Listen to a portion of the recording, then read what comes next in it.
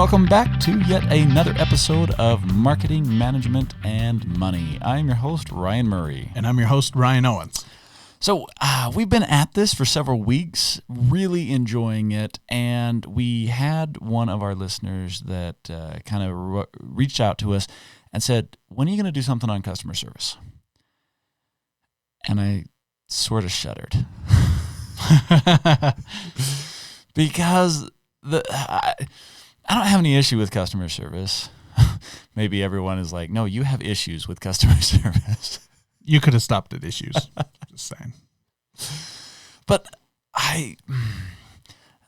my take on customer service is not going to be the conventional take on customer service. Everyone is so excited about customer service, and they talk about customer service as though it's going to save their business, as though it is the magical, holy grail. Yeah.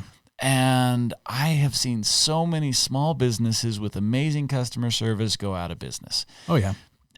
And it bothers me. It bothers me a lot because there's a right way to do customer service. There's a wrong way to do customer service. And customer service in a business usually has very little to do with whether you're smiling or not. I mean, smiling is great. Yeah.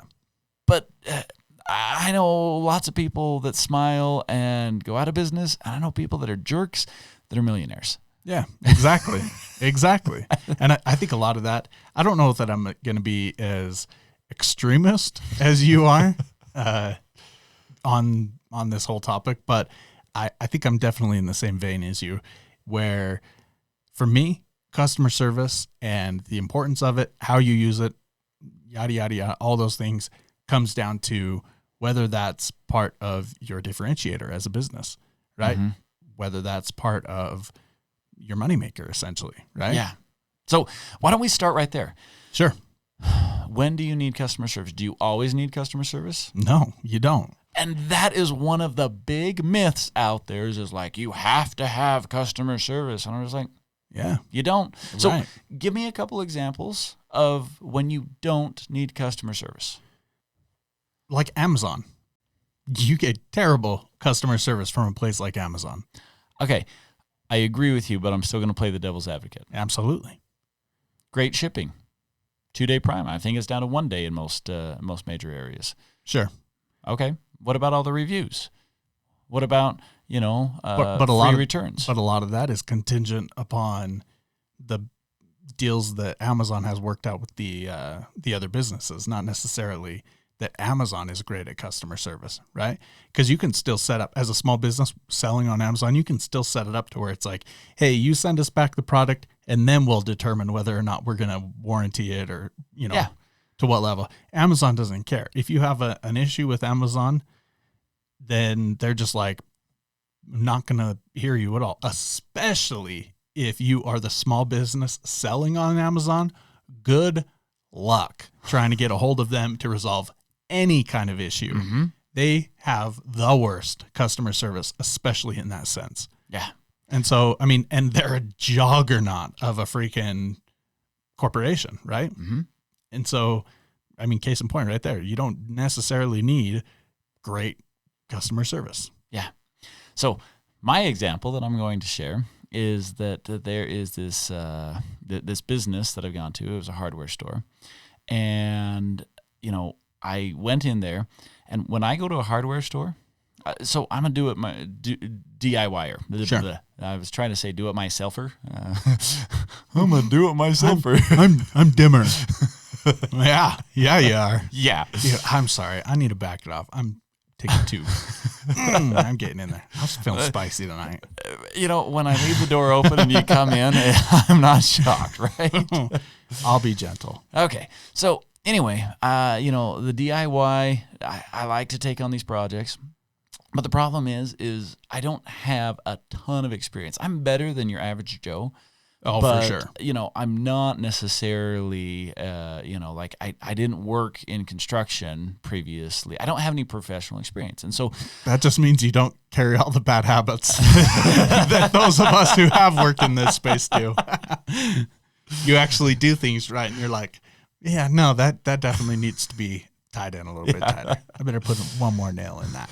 But so when I go to a hardware store and I'm picking stuff up, to me, customer service is not how friendly you are. It's how knowledgeable you are. Because you can be a jerk to me all you want, but tell me how to do it right. And Absolutely. I went to this store where it was a hardware store, and I had what I was doing is I was putting in a new floor in my bathroom. It was a small bathroom, and so when I tore the old floor out and I put in the new flooring, it changed the height of the floor. Well, the drain pipe on the toilet now did not line up with the floor, and so I didn't know how to solve this problem, right? And I went and I asked him, like, what do you do?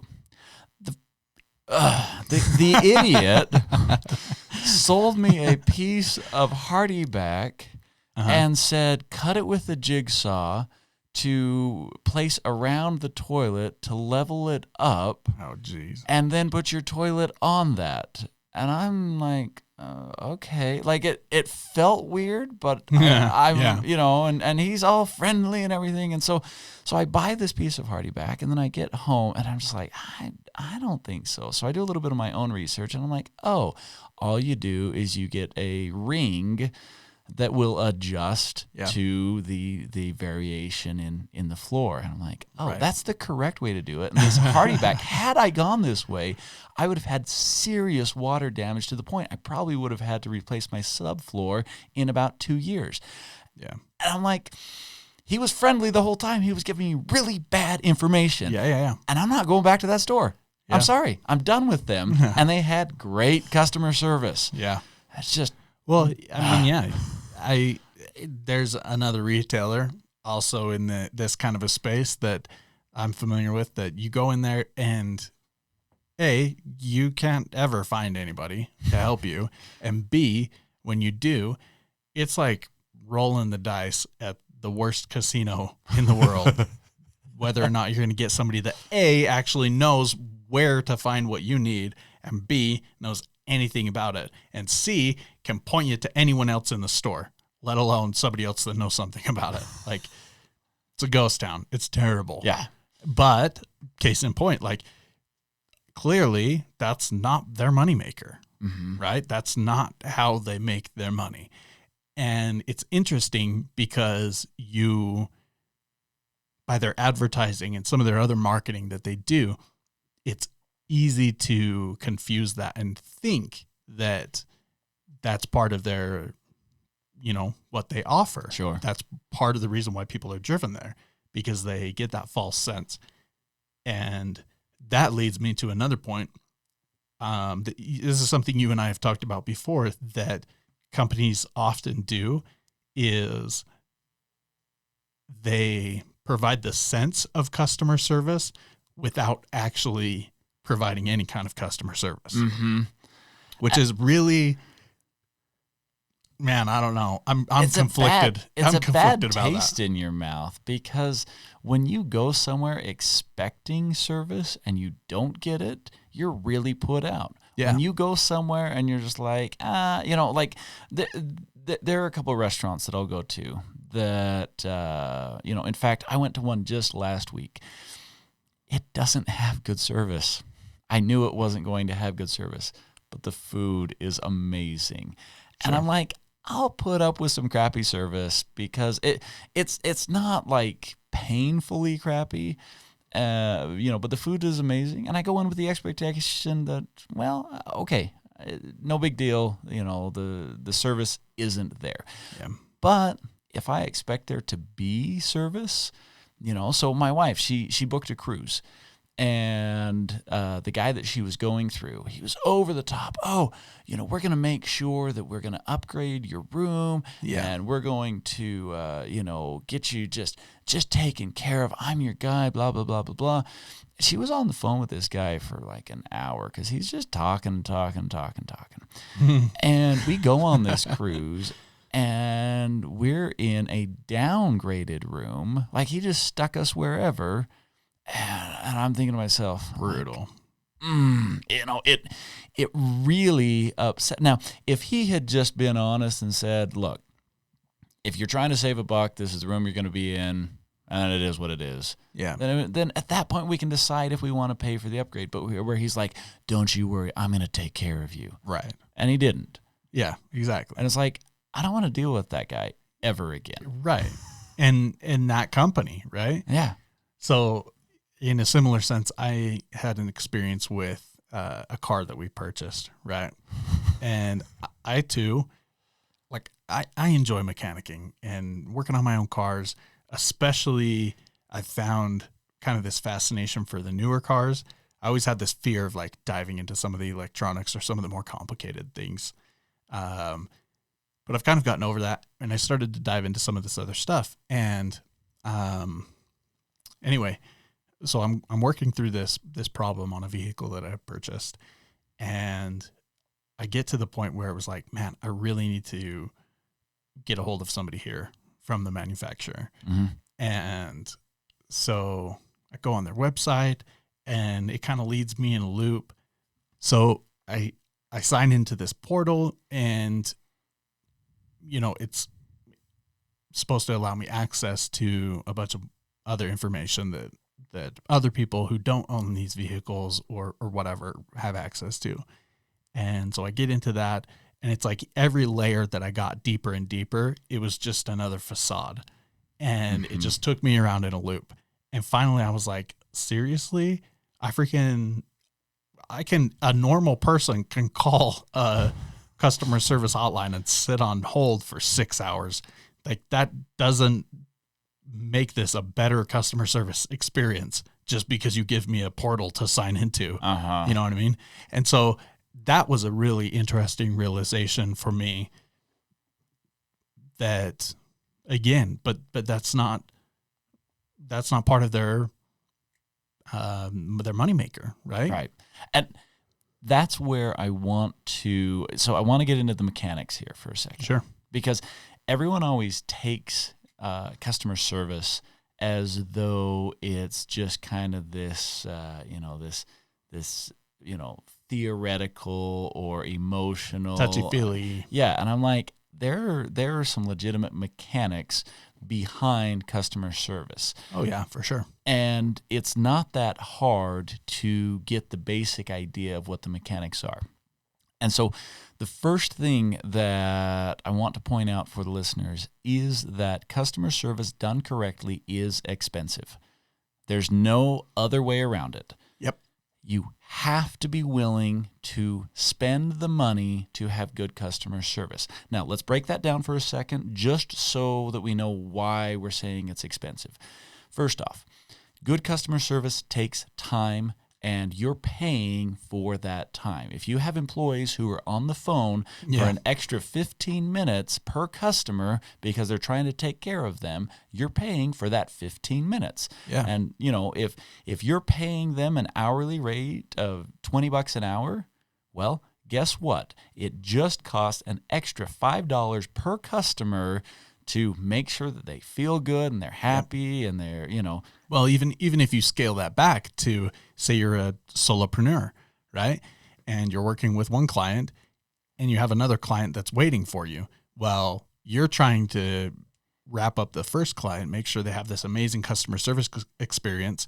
You're putting off that other client, right? Mm-hmm. And even if that doesn't like turn off the other client, like help make them have a bad experience, even if they're okay with waiting, that still limits the amount of clients you can go through in a day. Yeah. Right. By taking that extra time and being extra careful and considerate and you have now throttled your capacity. Exactly. The other thing to keep in mind of why customer service is expensive is the training side of it. Now, whether you're doing formal training or whether you're doing informal training, you have to train customer service. Right. You've got to sit down and go over, this is how we answer phones. This is how we greet customers. This is how we reply to emails. And this is why. Yeah. Right. You have to go with customer service. You can't just write it down on a piece of paper, because then it's not genuine. Mm-hmm. Then it becomes that facade type of a thing, right? If you want true, real customer service, the people providing that customer service have to do it with the same attitude and mentality and drive and focus, all those things that you yourself would. Yeah, absolutely. And it has to be consistent. Yep. Because you got to get it right every single time. Yeah. And so, you're going to increase your expenses. I mean, we could keep going on. Those Sure. are the big ones, but there's also, if you've got a storefront, like the whole experience when they walk in, the cleanliness, the organization, the decor, I mean, there's so many things that these are all expenses. Yeah. They're expenses that your company's going to incur. So if you have a business and you want great customer service, what you did is you just raised your expenses.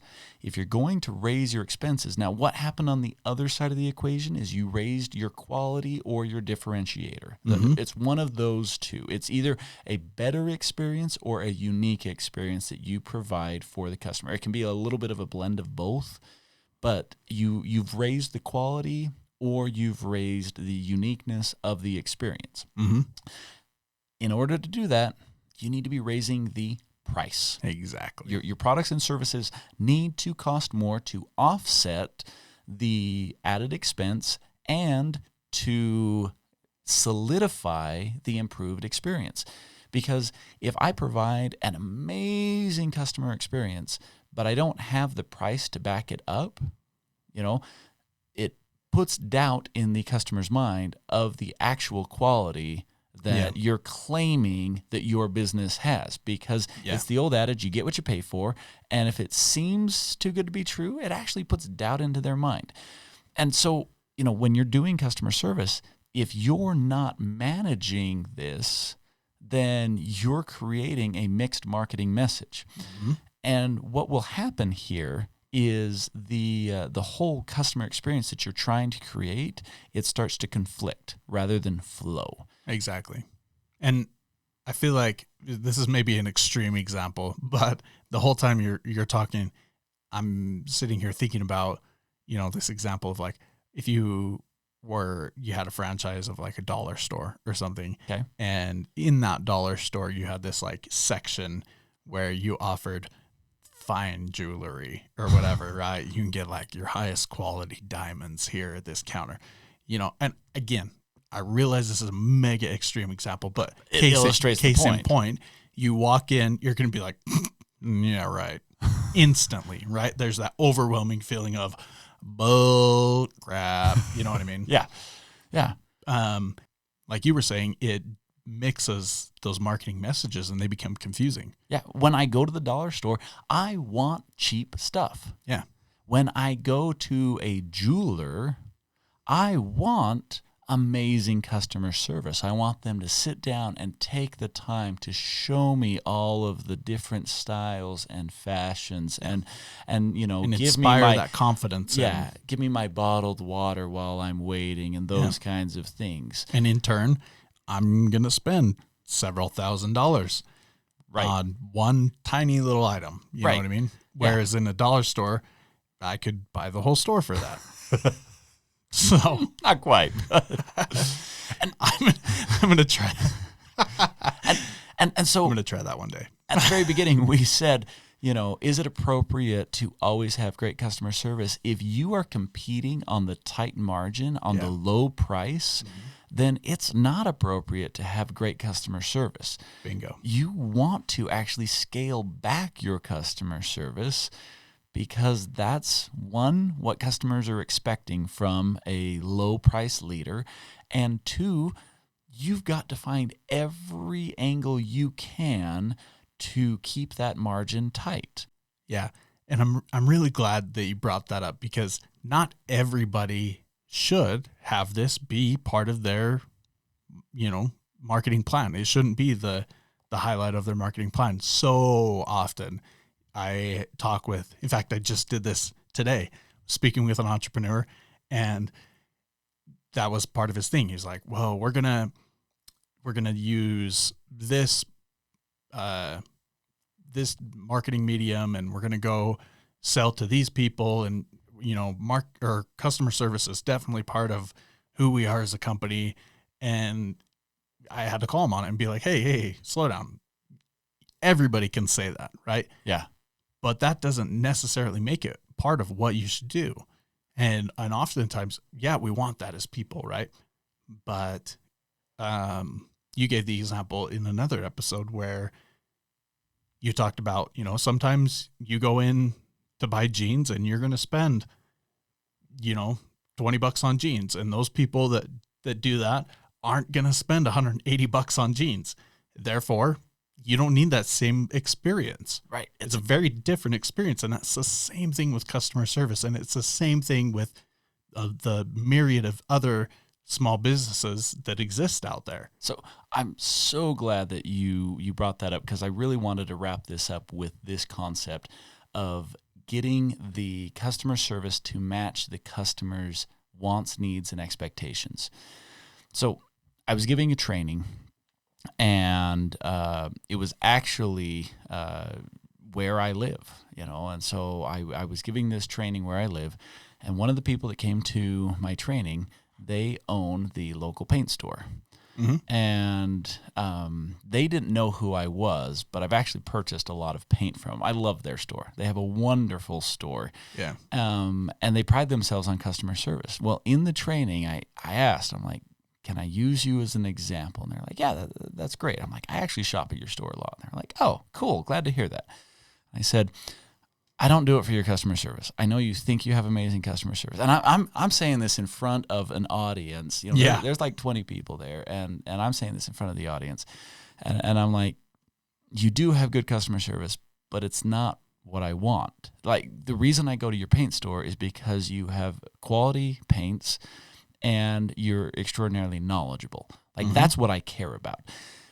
But one of the practices that they have is that they carry your paints out for you, and they carry them out to your car.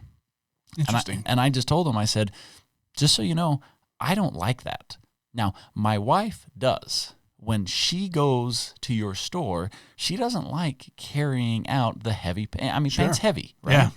When I do it, I feel weak, because, I'm a do-it-myself kind of guy. Right. And it's actually a little offensive when this guy's like, oh, let me get that for you. I'm like, you can't do this. I'm like, no, let me get, and I know it's a pride thing. Like, I know sure. that I just need to swallow my ego. But the truth of the matter is that's not what I want. And if you provide an experience to the customer, and the customer is like, cool, didn't want that experience, right? Even though you're trying to do a nice experience, you still miss the mark on customer service. You've got to understand your customer before you can dial in your customer service. Yeah, super, super important. Well, I love this topic. It's definitely, I feel like we approach it in a little bit different way than most people think about it, but it's absolutely something that any entrepreneur, any small business owner needs to understand what role it plays in their business, and if they should be putting time and resources into it, right? Yeah. So kind of to wrap up, if you do pride yourself on customer service, take a second look at it. You know what I mean? Look at maybe if you should be throttling back on how much time and money and everything that you spend on it. Maybe if that really is your differentiator, or what provides the quality that your business offers, maybe you should be pumping some more money into it. But the key is to really understand what role it plays in your business, because it's not right for everybody. Yeah. Yeah. And doing your customer service right is the only way to do it. Yeah. Just being friendly is not customer service. Exactly. It can be. Yeah. But just because you're friendly doesn't mean that you're doing customer service. And that, I've got so much, Well, again, to reiterate, customer service may not be friendly smile. Maybe, like with the paint store, this hardware store, the example that you gave, maybe customer service is knowledge. You know what I mean? Mm-hmm. So anyway, we appreciate you guys listening in. We're going to wrap things up here. If you want to reach out to us on Twitter, we are at MMMSmallBiz. That's at MMMSmallBiz. With any questions, comments, any other topics you want us to cover, hit us up and we'll get back with you. Thanks for tuning in. We'll catch you next time. Take care.